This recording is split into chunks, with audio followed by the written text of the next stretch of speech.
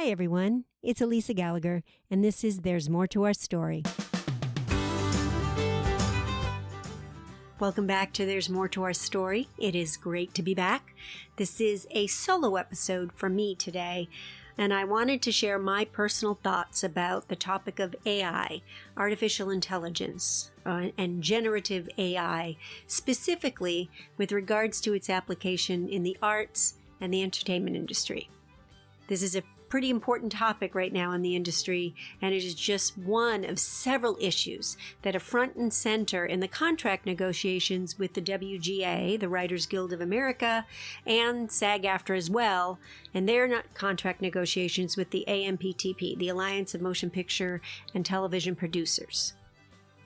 You know, as someone who considers myself a creative person and an artist who has spent a significant amount of time of my life working on and developing skills and finding ways to explore and express my creativity as a singer and an actress and a producer, a storyteller, and now, yes, even as a podcast host who is looking to share women's stories in hopes of inspiring the film and television industry to expand the roles and the narratives they have about and for women. But today, I wanted to dedicate an episode to this topic, this important topic, and to share some of my personal thoughts about it. I really felt compelled to share some of my concerns about this emerging technology and what I see as, well, some potential risks and some really potential serious unintended consequences if it's misused or misapplied, especially when we're talking about the creative arts. So like I said, these are my personal thoughts, and I expect there will be many people listening who will not share my feelings about this, and that's okay. But I still feel a responsibility to at least speak up and about this at this moment in time. So let me explain what inspired me to really pause and reflect about my own thoughts about this and what my concerns about this are. It was a post that came up on my LinkedIn feed a couple of weeks ago. It was just a post by someone who shared the results of an image generated when he was testing AI. He was playing around with it, and the post basically stated that photography and food were two of his hobbies. So he typed in some criteria, and it generated a photograph of food. Well, the poster then asked what people thought about the results, and also about the human and economic implications. I didn't comment because, well, quite frankly, my thoughts about this topic couldn't easily be summed up in a comment. That being said, it wasn't his specific post that bothered me, really. It was actually one of the comments and his response to the comment that, well, prompted me needing to think about this. And it actually prompted me to write something because I had to get all of my thoughts and feelings that were swirling around in my head about it out of my head. So I did. I wrote something, I shared it with some people, and then I thought, you know, I'm gonna record an episode about this and share my thoughts. So the comment was, quote, "It's pretty darn cool. Someone like myself who has a vast imagination with little artistic abilities will now be able to create art. Smiley face," unquote. The response to that comment was then, definitely, the speed and cost will drastically reduce. And you know what? That comment and his response to it haunted me for days. I was thinking about it, and for me, it seems like it's a perfect example for understanding why this is one of the key issues for both the WGA and SAG-AFTRA, because artists actually understand a little bit about what is at stake right now with all of this AI infatuation, especially with regards to the arts. So I just want to talk about the commenter. He has decided that by typing some sort of scenario he comes up with in his head into a chat box and having AI spit out a result, which, by the way, is simply a robot pulling from a database made from other humans' efforts and creativity, means that he can now create art. Well, no, that's actually not what that means. That's not someone creating art. That's not how art works. You're not taking the time to explore your vast imagination and discovering any personal ways to express it. You're not taking the time to develop a possible skill or talent. You're not risking creating something from your own efforts.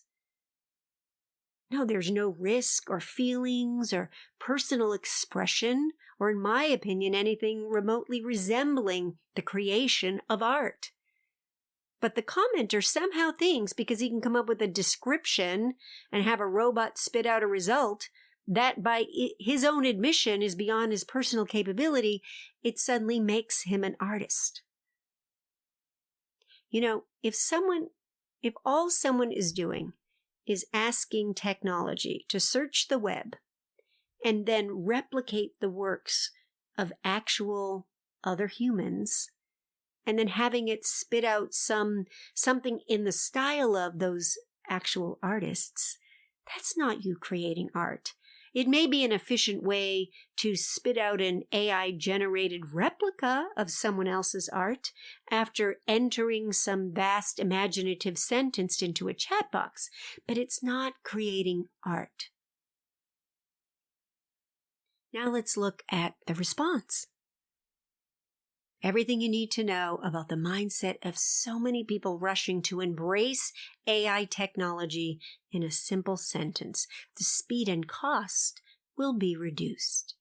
Meaning, this is about money. It's always about money, right? Seems like everything in the world of capitalistic corporate greed in the end comes down to how much money they can make from it. It's always about how to maximize profits for the people at the top, typically, and the shareholders at the expense of pretty much everything and everybody else. Maybe, just maybe, we should pause for a moment and listen to the warnings of the tech people, from the tech people who actually developed this stuff. Like a Google employee who recently resigned from his position so he could speak out about the dangers of this technology, the technology he himself helped to develop. Or maybe listen to some of the leaders in the field of AI who have been testifying before Congress, advocating for regulations and guardrails around this technology. No, let's not listen to the tech people who probably know more about this technology than most people, who are telling us to stop and to regulate. And in some cases actually saying shut it all down. No, what we want to think about is how this will be more efficient. Let us imagine how great our next quarterly earning predictions may look. Let's think of how many human jobs we can eliminate by having the robots just spit out shit, stealing from the work of actual humans who created the database that the AI is searching from to generate the art. What it seems to me is what people are talking about is using it as a quick fix. And it's being reframed as a cost-saving efficiency by those who are imagining how they can profit from it by not having to pay actual human artists for their work.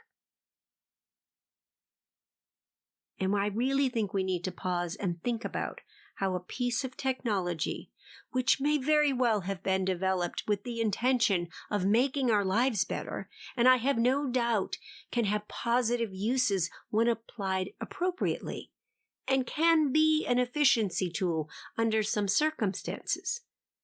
But in my opinion, if it is applied in the world of artistic expression and creativity, it will just be another thing that drives us further away from each other. One more step separating us from our own humanity and creating distance between actual human beings. And I would like people to stop and think about the human cost that will be reduced if, God forbid, we start relying on robots to create art. To pause and consider the possible and in my opinion, the very likely unintended consequences of removing humanity from the creation of art. Why? Because robots can't feel or express, say, empathy. This technology can't feel and then express passion or shame or fear or vulnerability because it doesn't feel those emotions. It doesn't have the capacity to do that. All it can do is pull from what was already created by actual human artists. Artists who risked, who developed a skill, who tried, failed, and tried again. Who tapped into vulnerabilities and did feel human emotions and then found a way to express those emotions and what was in their imagination. And don't get me started about the implications all of this is having in the field of education. That's another terrifying development coming out of this awesome new technology. Yet we're watching it unfold in front of us, and so many are so fascinated by it. They're refusing to pause, to stop and think about what any of it actually means. To quote a famous film, they were so preoccupied with whether or not they could that they didn't stop to think if they should. And congratulations if you recognize that quote by Jeff Goldblum from Jurassic Park. People actually think it's cool that technology will create their art. It should scare the shit out of anyone listening to this. Because it's not cool for me, and it's not fun for me to imagine how this great new AI-generated technology can make things faster and cheaper simply by removing humans from the equation. And that is what we're talking about again. All I see it is, it's one more way for technology to separate us from ourselves, from the parts of us that actually bring us closer together, the things that make this entire thing called life worth anything at all. You know, I'd like you to consider something for me.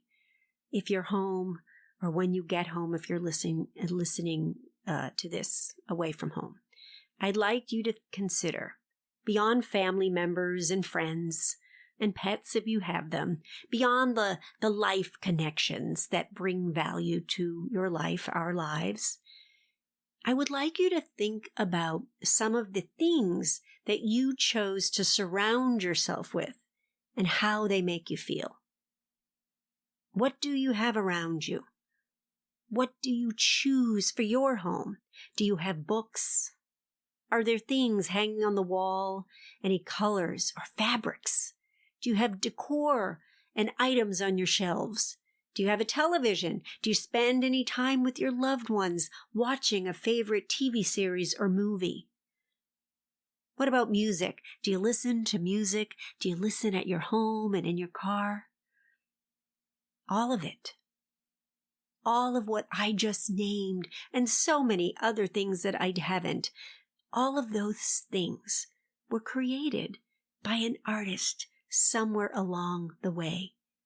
Someone, a human artist, imagined, wrote, sang, designed, painted, drew, colored, crafted, acted, edited, performed, created those things you choose to have around you, the types of things most of us choose to have around us. Why? Because those things, all of those things which started with an artist somewhere, reflect our humanity back to us. That's what art is. That is what art does and what artists do for us. whether they share their art through music or writing or acting or painting or designing or photography or whatever form of expression. Art isn't about getting a computer to replicate the perfect image and calling it art. That's literally the opposite of art. To quote Renoir, regularity, order, desire for perfection destroy art. Irregularity is the basis of all art. And artists have such an important role in our society. Art and creativity itself help us experience our own humanity. Artists help us express and feel empathy and compassion and connection. They connect us to each other and to nature, to beauty and pain, to failure and triumph, to heartbreak and grief, to joy and redemption. The things that make us human. Removing humanity from art is not cool. And in my personal opinion, it is dangerous. And all I can do is stand in solidarity with those who are raising the alarms.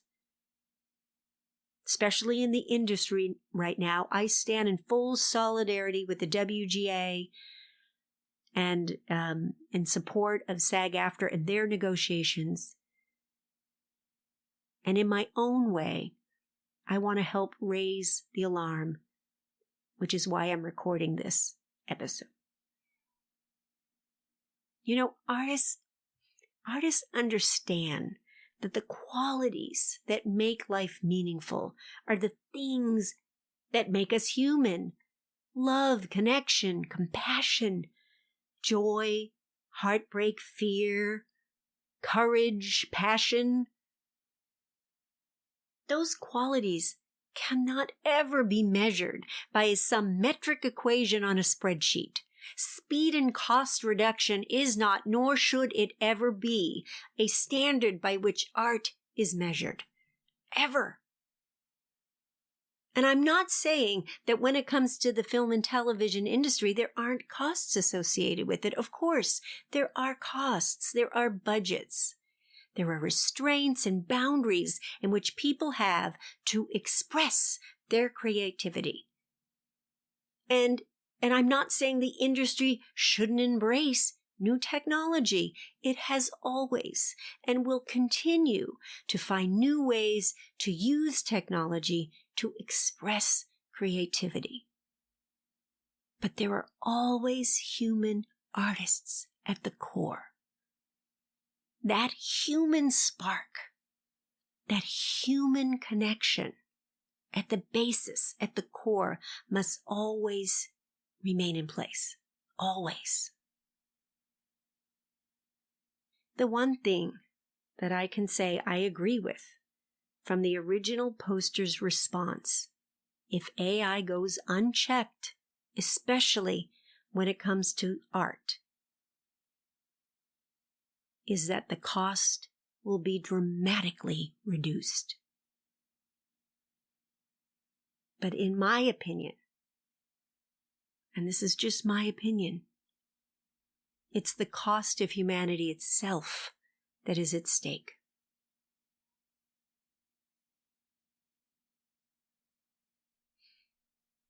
Thank you so much for listening and giving me the space to share my thoughts and concerns. As I said at the beginning, there are many who do not share these concerns, and that's okay. These are some of my personal concerns, at least when it comes to the topic of AI and the arts. And of course, I fully recognize none of my concerns may ever come to pass. The future could absolutely play out in wonderful ways. And that is my hope. But I still felt that I should at least share my concerns because it's such an important topic right now, and I'm very passionate about this, as you probably can tell.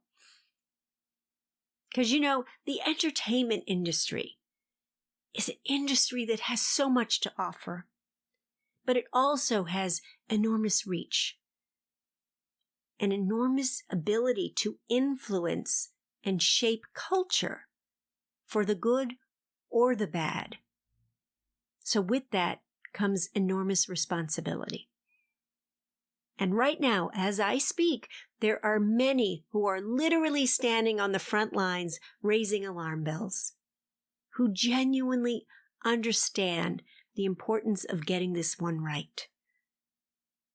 The industry will dramatically change if we get this one wrong, and the human cost could be far greater than we might imagine.